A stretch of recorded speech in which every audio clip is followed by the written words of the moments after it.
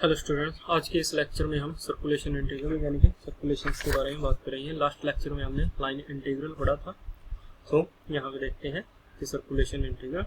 हम कैसे find out कर सकते हैं। If C is a circulation, if C is a closed curve, यानी closed curve means that is a curve which does not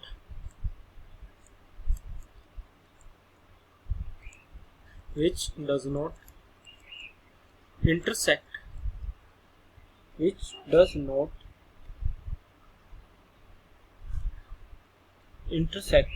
itself anywhere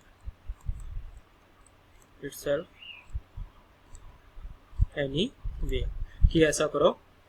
जो खुद को कहीं पर भी इंटरसेक्ट ना करता हो। then the tangent line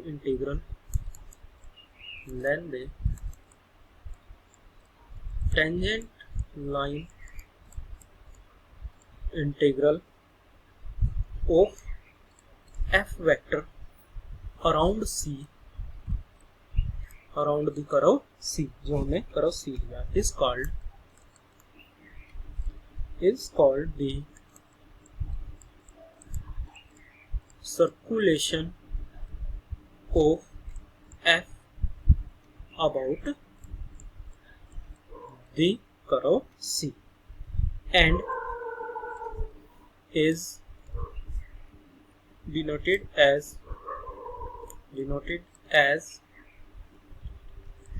integral circulation integral, यानी कि इंटीग्रल लगा करके इसमें एक circle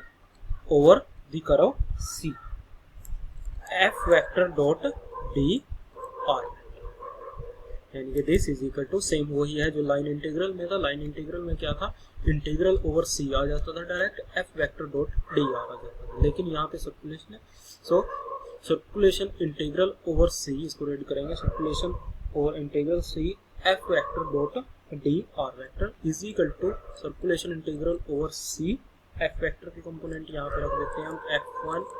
i plus f2 j plus f3 k dot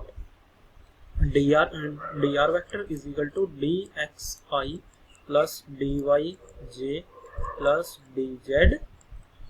k। ये हो गया हमारे पास सर्कुलेशन इंटीग्रल ओवर C, यानी कि दिस इज इक्वल टू यहाँ से क्या आ जाएगा f1 dx plus f2 dy plus f3 dz।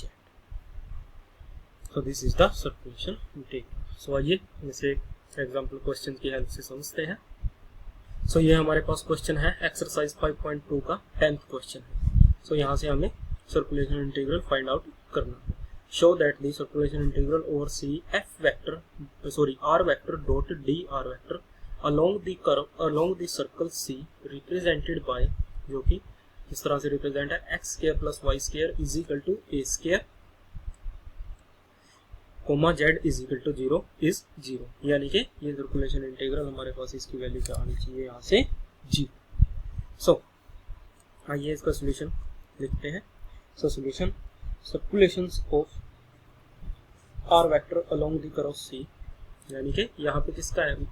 जो अब हमने डेफिनेशन पढ़ी थी वहां पे क्या था f वेक्टर, लेकिन यहाँ पे f वेक्टर की जगह क्या है r वेक्टर। सो यानी कि circulation of r vector along the curve C। So circulation of r vector along the curve C is क्या है, integral circulation integral over C r vector dot d r, उनकी होगा and where r vector is equal to given है हमें किस तरह का होता है xi, इसके कंपोनेंट क्या होंगे xi plus yj plus zk and equation of circle is जो कि हमें गिवन है क्या है x square plus y square is equal to a square and z is equal to है g। So its parametric equations are, so its parametric equations are क्या होंगी, क्योंकि यहाँ पे हमारे पास क्या है, एक्स वाई में है तो फंक्शन, और हमें यहाँ पे किस में फाइंड आउट करना है, ये D R upon D T, यानी कि अगर हम इसे यहाँ पे दो वेरिएबल में है एक्स और वाई में, अब क्या करते हैं, इस फंक्शन को हम इस कर्व को हम क्या करते हैं सिंगल वेरिएबल में बना लेते हैं और पुट कर लेते हैं यहाँ से in parametric put x is equal to क्या पुट कर लेते हैं, यहाँ पे a है, so a cos theta and y is equal to a sin theta, यानी कि जब x और y की वैल्यू यहाँ पे रखेंगे सो ये इक्वेशन सेटिस्फाई होगी, a square cos square theta plus a square sin square theta, a square common cos square theta plus sin square theta is equal to 1, so ये 1 और a स्क्वायर is equal to, ठीक है, this आ गया, and z is equal to क्या है यहाँ से g, so now r vector is equal to है हमारे पास xi plus yj plus zk, सो इसकी वैल्यू रख दीजिए, x की क्या है a cos theta i plus a sin theta j plus 0k, क्योंकि z की वैल्यू क्या है 0 है, तो this is 0, so therefore d r vector भी निकालना है अभी, सो ये कितना आ जाएगा, डेरिवेटिव ऑफ दिस कितना आ जाएगा, minus a sin theta i plus sin theta cos theta a cos theta j, और इसका 0 का 0 ही रहेगा, यानी कि 0 k कैप, और पूरे के इंटू में क्या आ जाएगा d थीटा, क्योंकि ये यहाँ पे क्या आएगा a sin theta d theta आएगा, यहाँ पे a cos theta d theta, क्योंकि इसका डेरिवेटिव किया है, सो r वेक्टर भी आ गया हमारे पास और dr वेक्टर भी आ गया, so therefore circulation integrals over c r vector dot dr vector is equal to किसके इक्वल होगा, r वेक्टर की वैल्यू रख दीजिए और dr की रख दीजिए, circulation integral over c, r vector कौन सा है हमारे पास ये है, सो यहाँ से ये किसके a cos theta i plus a sin theta j plus 0k, dot product किसके साथ, इसके साथ minus a cos theta i plus a sorry ये sin थीटा था, minus a sin theta a cos theta j plus 0k into में d theta, यानी कि this is equal to integral 0 to 2 pi, since क्योंकि theta varies from 0 to 2 pi along the circle, क्योंकि अब ये हमने जो लिए हैं यहाँ पे पॉइंट ये थीटा है, ये कैसे है सर्कल था हमारे पास, सो सर्कल में थीटा कहाँ से कहाँ तक वेरी करेगा, 0 से लेकर के 2 पाई, सो इंटीग्रल की लिमिट क्या आ गई 0 to 2 पाई, इसकी प्रोडक्ट किसके साथ की हमने, इसके साथ डॉट प्रोडक्ट की a इंटू में a स्क्वायर, यानी कि minus a square cos theta sine theta, इसकी प्रोडक्ट इसके साथ a square sine theta cos theta plus 0 की 0 के साथ 0, ये नेगेटिव है ये पॉजिटिव, ये आपस में cancel out, so this is equal to कितना आ जाएगा, integral 0 to 2 pi 0 d theta is equal to 0, और यही चीज हमने यहाँ से प्रूव कर दी।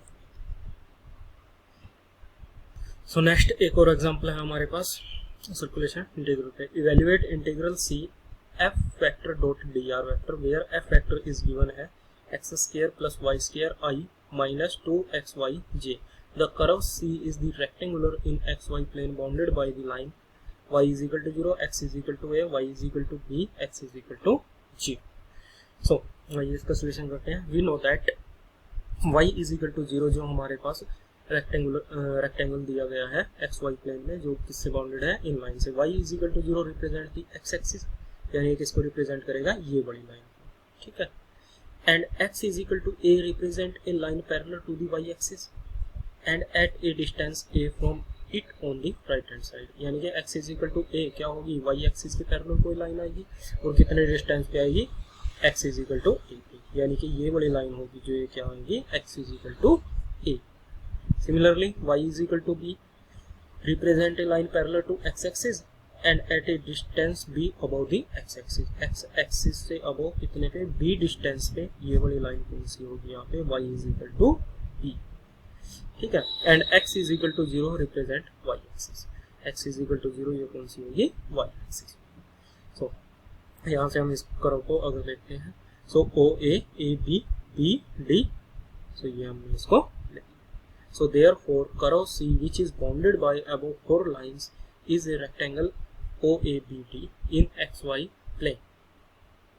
as shown in the figure this, जो कि ये है। सो ये तो था हमारे पास रेक्टेंगल जो कि हमारे पास गिवन है कर्व, यानी कि कर्व इज द रेक्टेंगल जो कि किसमें, किन लाइन से बाउंडेड था, इनसे, वो हमने इसको बना, ठीक है।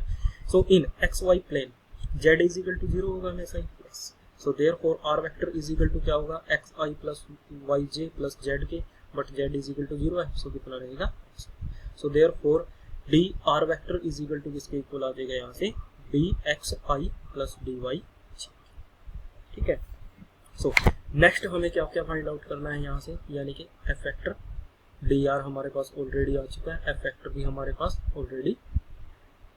ठीक है। सो अब हमें सिर्फ और सिर्फ इसके पाथ्स